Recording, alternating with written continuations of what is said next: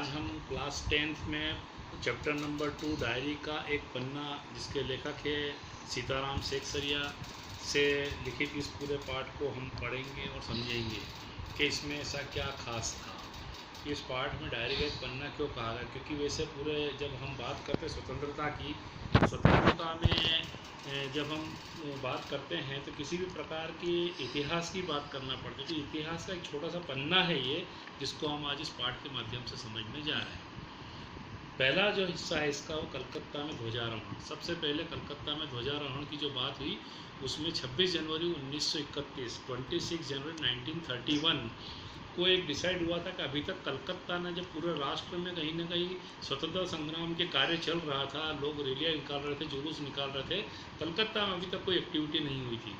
इसलिए कलकत्ता वासियों पर एक प्रश्नवाचक चिन्ह था। तो इसी संदर्भ में कलकत्ता के वासियों के लोगों ने मिलकर के सुभाष बाबू के साथ मिलकर के एक कलकत्ता में ध्वजारोहण का कार्य शुरू किया, जिसके अंतर्गत शाम को 4 बजे मोनूमेंट पार्क के अंदर जाकर के ध्वजारोहण करना था। इस बात की भनक अंग्रेज सरकार को लग गई, तो उन्होंने चारों जगह जहाँ जहाँ जुलूस व्यवस्था होना थी वहाँ उन्होंने अपने रोक लगा दी और लोगों ने इस दिन को बड़े जश्न के रूप में बनाना शुरू किया कि कहीं ना कहीं घरों के बाहर दीपक लगाना शुरू कर दिए, फूलों से सजाना शुरू कर दिया और स्वतंत्रता रूपी झंडे जो हैं उसको झंडे को लगाना शुरू कर दिया, राष्ट्रीय झंडे को, तिरंगे को। तो अंग्रेज सरकार इससे आँख बबूला हो गई।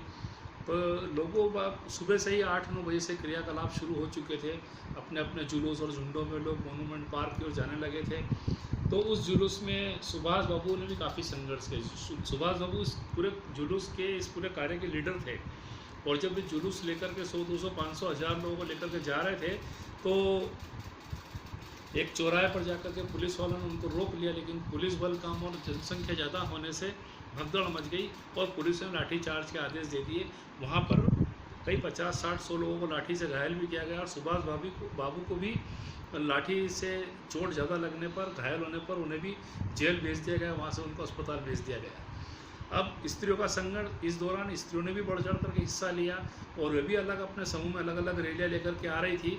और जब देखा कि पुलिस बल अधिक है और उन्होंने स्त्रियों पर अत्याचार शुरू कर दिए तो 150 स्त्रियाँ तो वहाँ पर ज़मीन पर ही बैठ गई और वो वहाँ से हटने का नाम नहीं ले रही थी। ऐसे में अंग्रेज सरकार ने स्त्रियों को भी कहीं नहीं बख्शा, कहीं ना कहीं महिलाओं को तो कहीं ना कहीं कंसिडर किया जाता समाज पर। अंग्रेज सरकार को जरा भी दया नहीं, उन्होंने महिलाओं को भी मारना कूटना और जेल में बंद करने का कार्य शुरू कर दिया। और इसके बाद में ब्रजलाल गोयनका जी, अब ब्रजलाल गोयनका जी जो हैं ये अलग जुलूस में आ रहे थे, लेकिन बाद में जाकर के स्त्रियों के समूह में शामिल हो गए और स्त्रियों के समूह में शामिल होकर तो जुलूस को आगे बढ़ाने के लिए ये भी उस मोनूमेंट चौराहे पर जाने लगे। तो वहाँ पर भी भगदड़ में इनके ऊपर भी काफ़ी पुलिस का अत्याचार हुआ और उनको भी पकड़ करके जेल में भेज दिया गया। अब ब्रजलाल गोयनका जी को जेल में बंद कर दिया। उसके बाद में कांग्रेस गवर्नमेंट से फ़ोन आने लगे वहाँ पर कलकत्ता के अधिकारियों के पास, मतलब जो कांग्रेस के जो सदस्य थे उनके पास, कि भैया आप पता कीजिए घायल कितने हैं और कौन है। और डॉक्टर ब्रजलाल, डॉक्टर जो थे, नाम मुझे उनका भी थोड़ा सा हो रहा है, उनका घायलों की स्थिति में नाम जो था डॉक्टर दास गुप्ता। तो डॉक्टर दास गुप्ता को घायलों की स्थिति के लिए जांच के लिए भेजा गया और वहाँ पर घायलों की स्थिति में डॉक्टर दास गुप्ता को जब भेजा गया तो उन्होंने घायलों के फ़ोटो भी लिए। और फ़ोटो इसलिए ले रहे थे तो कुछ लोगों ने पूछा भी कि आप घायलों के फ़ोटो ले रहे हैं, ये कौन सी मानसिकता है। तो उन्होंने कहा कि ये अंग्रेज़ सरकार के द्वारा किए गए अत्याचारों का इतिहास दिखाया जाएगा लोगों को कि किस प्रकार से लोगों को एक सामान्य कार्य के लिए भी इस कदर प्रताड़ित किया जाता है। और उन्होंने घायलों का आज भी वो हमारे राष्ट्रीय संग्रहालय जो है कलकत्ता में, वहाँ पर इस रैली से संबंधित सारे दस्तावेज उपलब्ध हैं और सारे के सारे फ़ोटो भी उपलब्ध हैं।